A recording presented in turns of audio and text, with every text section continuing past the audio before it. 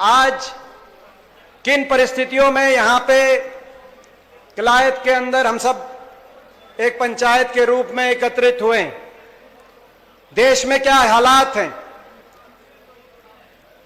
आपको पता है, मगर मैं आपकी जानकारी में कुछ तथ्य लाना चाहता हूं। आज भी जब हम यहां बैठे टिकरी में पहली ट्रैक्टर ट्रॉली से आखिरी ट्रैक्टर ट्रॉली तक 17 किलोमीटर 4-4 लेन, हरियाणा के पंजाब के एक एक गांव से लोग वहां पे आज जमे हुए हैं। कल रात भी वहीं सोए थे।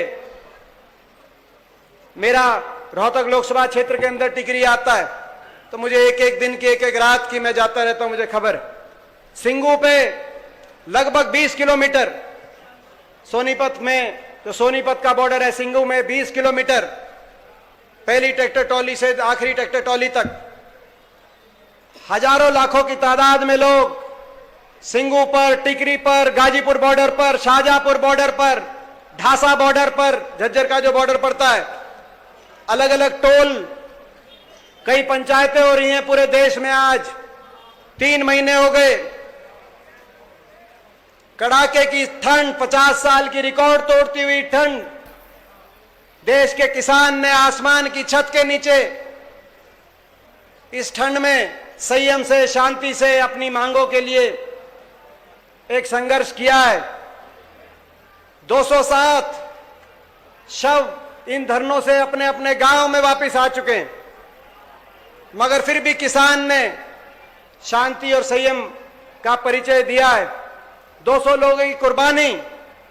और मैं बताना चाहता हूं, मेरे मन में ठेस है इस बात की, आपके मन में, हम सबके मन में आज दर्द है इस बात का कि सहानुभूति के 2 शब्द की तो दूर की बात है, इन परिवारों के मदद करने की तो दूर की बात है, मजाक उड़ाया जा रहा है। अलग अलग उनको परिभाषाएं दी जा रही हैं। कोई आतंकवादी बता रहा है, कोई उपद्रवी बता रहा है, कोई देशद्रोही बता रहा है। मैं बताना चाहता हूं आपको कैसे कैसे परिवार, क्योंकि एक एक परिवार से मैं मिलके उनके घरों में उनके आंसू पहुंचने की हम लोगों ने कोशिश करी। ऐसे ऐसे परिवार हैं। बड़ौदा गांव का, जहां भी पीछे इलेक्शन था, हमारा भाई अजय कुंडू था, उसकी जो वाइफ है, उसकी जो विधवा है, वो पूरी पढ़ी लिखी भी नहीं, 3 लड़कियां हैं, तीनों स्कूल में हैं। क्योंकि उनकी पढ़ाई होगी, क्योंकि शादी होगी, कोई अता पता नहीं। अभी रास्ते में, कलायत आते हुए रास्ते में, उचाना के मोहनगढ़ चपड़ा गांव में हमारा भाई रणधीर था, 2 लड़के हैं। अभी इतनी उम्र नहीं कि वो सारा काम संभाल लें। 12वीं, बड़ा लड़का 12वीं में। आगे क्या होगा, कौन सुध लेगा। कल मैं गया था झज्जर में, झज्जर के गुड्डा गांव में, और मैं बताना चाहता हूं इस बीजेपी की सरकार को, कृषि मंत्री जयप्रकाश दलाल जी ने जिस तरह की बात करी है उनको, और पूरी सरकार को जो इनको देशद्रोही बता रही है। झज्जर के गांव गुड्डा में कल रात में गया था, ढासा बॉर्डर से शव वापिस आया।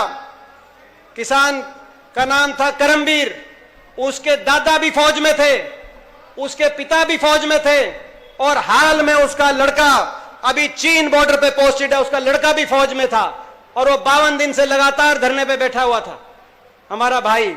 और इन लोगों को देश का दुश्मन बताया जाए। जिस बाप को आप देशद्रोही बता रहे हो, उसका बेटा चीन की, पाकिस्तान की बॉर्डर पे तैनात है, उसका लड़का क्या हुआ। मैं एक देश के रक्षा मंत्री से पूछना चाहता हूं, देश के प्रधानमंत्री से पूछना चाहता हूं,